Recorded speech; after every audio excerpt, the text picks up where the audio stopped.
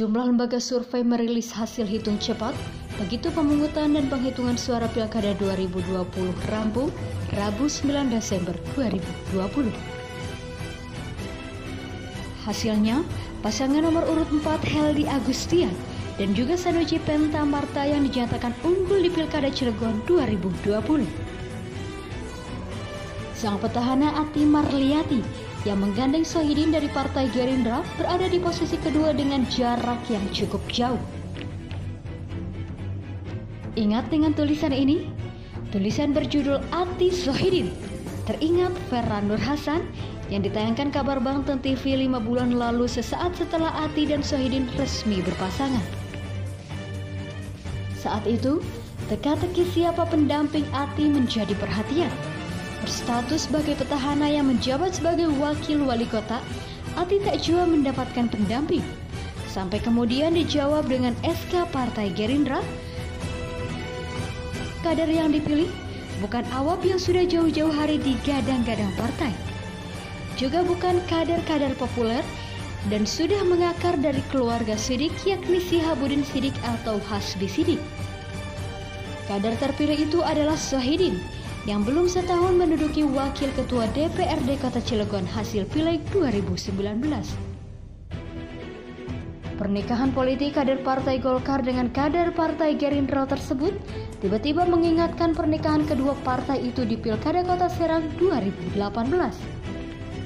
Pengantinnya adalah Ferran Nur Laila dan Nur Hasan.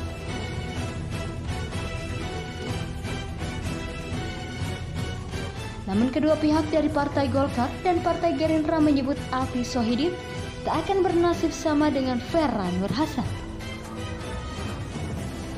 Padahal di luar sana tercium aroma politik yang sama antara pernikahan Ati Sohidin dengan Ferran Nur Hasan.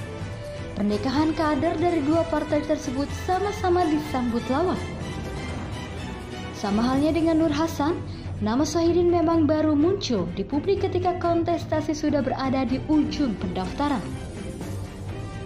Ibarat pasangan pengantin, masa kampanye yang diibaratkan sebuah resepsi, Ati Sohidin justru dihadapkan dengan konflik yang secara telanjang dilihat publik dan dimanfaatkan lawan.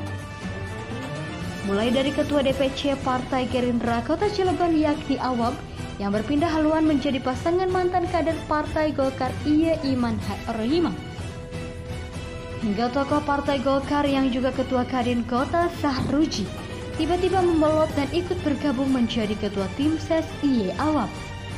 Di saat yang sama, pergantian Awab dengan Sohidin sebagai Ketua DPC Partai Gerindra Kota Cilegon meninggalkan kekosongan yang membuat struktur komando partai terputus. Sohidin sebagai kader yang belum makan asam garam di partai harus berperan sebagai calon sekaligus pimpinan partai. Ibarat sepak bola, Sohidin berperan sebagai pelatih pemain sekaligus kapten tim di lapangan. Pertandingan pun dimulai.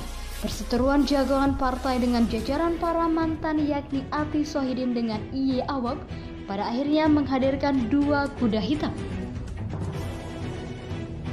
Kuda hitam itu adalah para mantan lawan petahana sebelumnya yakni Ali Mujahidin yang menggandeng artis Lian Firman dari jalur perseorangan. Dari jalur partai, Heldy Agustian yang menggandeng kader senior PKS dengan jabatan sama-sama ketua DPW yakni Sanusi Penta Marta. Disinilah pemenang ditentukan. Cara meraih simpati ditempuh kedua kuda hitam dengan cara berbeda. Ali Mujahidin dan juga Lian Firman yang sejak awal sangat keras mengangkat isu korupsi. Dikemas berbeda pasangan Heldy Sanusi. Seolah meyakini bahwa simpati publik hanya bisa diraih tanpa emosional, Heldy Sanusi memilih menggembor-gemborkan komitmen tidak korupsi tanpa menyerang lawan. Bukan hanya berkomitmen anti korupsi, namun Heldy Sanusi juga membumbuinya dengan program populer yakni Pro Rakyat.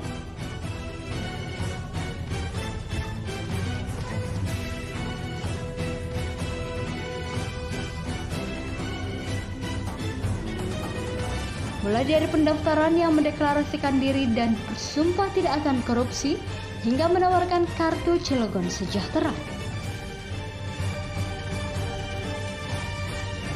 Hasil hitung cepat hingga hitung sementara KPU membuktikan Heldy Sanusi bukan hanya unggul di topang basis militan Partai Keadilan Sejahtera, namun mampu merebut 5 kecamatan yang di Pileg 2019 menjadi lumbung suara Partai Golkar dan Gerindra. Namun perlu dicatat bahwa angka-angka itu masih sementara. Akan tetapi, publik bernostalgia dengan Pilkada Kota Serang 2018 dan teringat Vera Nur Hasan dengan hasil sementara Pilkada Cilegon 2020.